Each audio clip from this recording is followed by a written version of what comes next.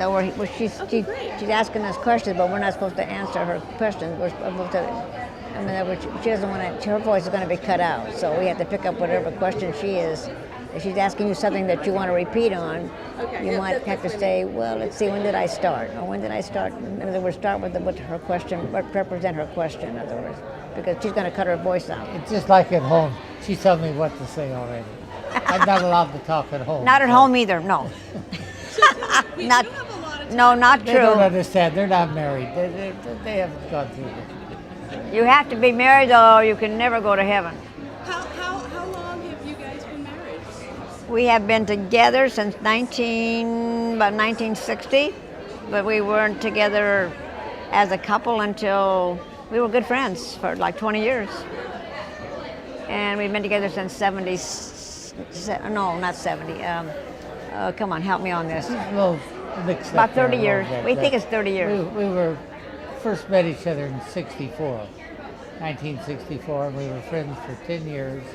And I always say there was a long line. She had to wait her turn. I had to wait my turn. And we finally went out. And to the moon. To me, it was like magic. I can't explain it, but we haven't been apart since. We didn't expect this would happen at all. I don't know what happened. I don't know if the moon moved. I have no answer for No, it. the world tilted a little bit. Now it's been 29 years, and it's 29 years. It's been a wonderful 29 years. We have a good life. Can you tell me a little bit about when you won the Harvest Moon Ball and who the judges were? Well, and just like a sentence about what the Harvest Moon Ball was. The Harvest Moon Ball was, it's originated in New York. Ed Sullivan's show had a big Harvest Moon Ball, and Chicago picked one up, and they finally brought one out to California.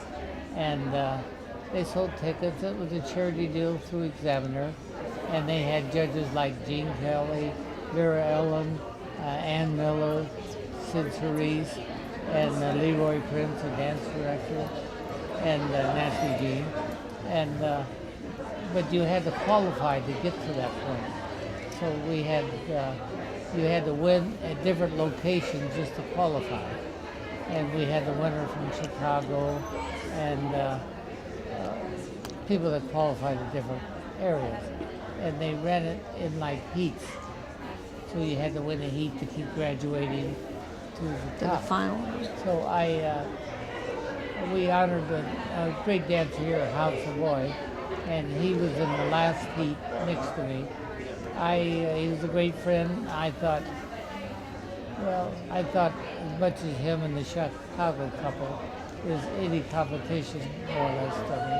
But you don't know how, they already had one winner, so I can't say who's any second. But I got very good compliments from Gene Kelly. He said it was the best swing dancer he's seen, and doing swing, and that was quite an honor for me. And I got lucky at that part. I went to work at the Orpheum Theater. I do a very bad tap dance, but I did do a show and a jazz number at the Orpheum Theater, and that was in the 40s.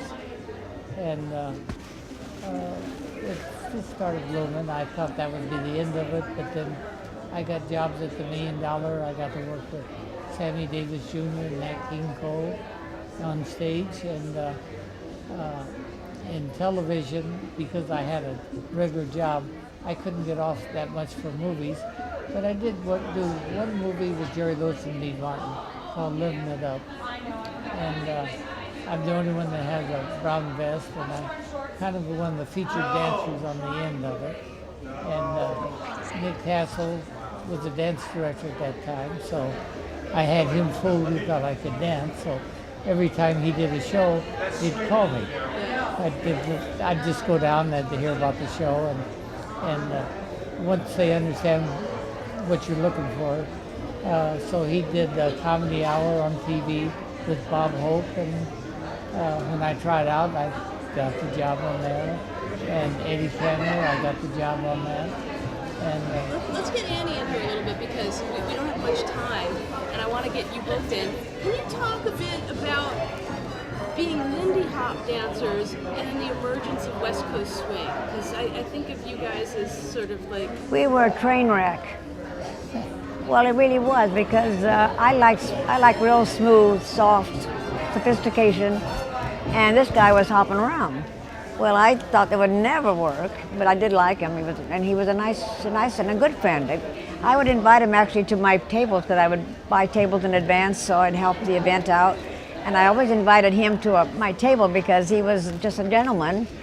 He didn't smoke and he didn't drink, and if he did have a drink, he made sure every lady there had a drink too. So this was a good guy to have around. So, no, just a nice guy. But he did have a lot of ladies, a lot of them. Wait a minute now. Don't that's defend not in yourself. the They're not interview. going to believe you anyway. But no, he's a good guy. Just a really good guy. Very real gentleman, like I said. And lots of times you can go through life and not meet too many of them. So, but I really didn't think we'd ever make it on as far as enjoying dance. But they would throw us together. I don't know if you've heard of Kenny Wetzel, but he was the most famous of the dance DJs because he was one of the first ones to get going, and I helped him get along. And I pushed him because I wanted to dance too, and I wanted some decent music, and he really knew what to play. And it was more R&B, more rhythm and blues, and that was the more of the sound we had to move to. And he was so good at it, he would say, Annie, come on, Jack, you're in the house, come on. And then I kind of, not sure I wanted to do that because he was just a little bit more, he did more than I really could manage well. So it was a little rough road for a while. Well, I wasn't necessarily with her, and he'd get me up to dance with her, which made the person I was with Was not a nice picture. Kind of. Well, I don't blame her. I would be mad too. Turned yeah. around. I just want to make sure that other thing isn't starting, right? You guys still use it? We got A few more minutes? We got about 8 minutes. Okay. So, But I came out of the womb dancing. I'm saying that because I don't remember not dancing as a little girl, little tiny girl. And my mom and dad were good dancers. I mean, they did the polka, they did Italian polka style, but they could waltz, they could do, they just, without ever getting any training, they knew how to do all that, a lot of things. And my two brothers are both great dancers. what does dance mean to you? Like, can you imagine? It's my passion. It's truly my passion. I've been known, what do you call me? She's an animal. They call her in South Carolina, where they have just a dance, but not a contest. And you just go and they play rhythm and blues, the old time music. Old rhythm, not old it necessarily. starts at noon and goes on. They and dance she 6, 8, doesn't 12 stop. hours without So stopping. now she's known as Jack's Animal. Jack's Animal. I'd sit there, I'd dance a couple of I want to go eat. She can't have time to eat. Never had time to eat. She doesn't. It's a waste of time. And she dances so much that her feet hurt her. Oh. At the end, I got to carry her out on my back. Yeah, I but she usually can't don't walk. I can't walk. She can dance, but she can't walk. You know, that's true. But don't a you lot find- of people, oh. they have handicap stickers, they'll come in with their walker or wheelchair, and they hear the right song, and they'll get up and dance. Absolutely. Well, they're inspired. But that's why music should be an inspiration instead of a challenge, And I tell you guys are very lucky here at Camp Hollywood where they have Stout. Is that his last name, Stout? Stout. Bill's, yeah. He's No, a great. not Bill. For his kind of music, he plays it's a great band. It really is. They're lucky to have him, and they've had him every year, I think. Haven't they? Well, we've come every year actually. I don't think we've missed one. Can you tell us about how you started Jack and Jill Well, and what that is? Because the only problem I have with that, it sounds like I'm conceited. That's okay. I I'm came asking out you of a the service. I came out of World War II, and I went in. No, in we're done. 40, 1 minute. Okay, we only have 1 minute. You better make it short, okay. honey. I went in 43, and I went overseas right away instantly, and I came back a little early in 44. But I danced since I was 13. In Southern California, we had dancing every night, and I had a passion for music. So I just danced, and I taught teachers to dance at first, and then the opportunity came for the other things of dancing, and then I met her, and she liked dancing slow, and I figured, well, it's not really Lindy, maybe like we know it, but if I'm going to take her home, I better learn to dance slow. I'm not totally dumb. I had other priorities on there. I thought I was going to be a baseball player. But anyway, they had dance contests at that time with no stipulation. Like here, you have to be a certain class, a pro, amateur.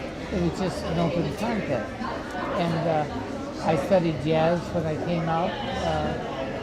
I didn't intend to be a living. I thought I was going to be a baseball player, but I made a living dancing.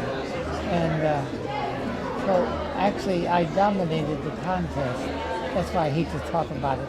I just didn't lose. And people were glad to get me out of the contest, so they wanted me to be an MC, to get rid of me. So when I was an MC, I had two other couples that came up that were dominating. There was no stipulations on aerials or what you can do and what you can't, or level. And I got tired of looking at it. So I said, well, there's a lot of great dancers, but nobody would get in the contest. So I thought, well, I don't know where I got the idea or something, but I thought, well, if you draw partners, that kind of, if you got lucky and draw partners, how to do something, it made everybody equal. And then the owners didn't like it. So then they told me you have to dance and do an exhibition because they wanted the show with the aerials going up. So I did that for a while. But it took off and we got 12 couples and pretty. And then Arizona picked it up, and after about a few years, they had over 1,000 people in the Jack and Jill, over 100 couples in just a night. We had 100 couples in one division. That's how I did. Really, the Jack and Jill was to get more people on the dance floor.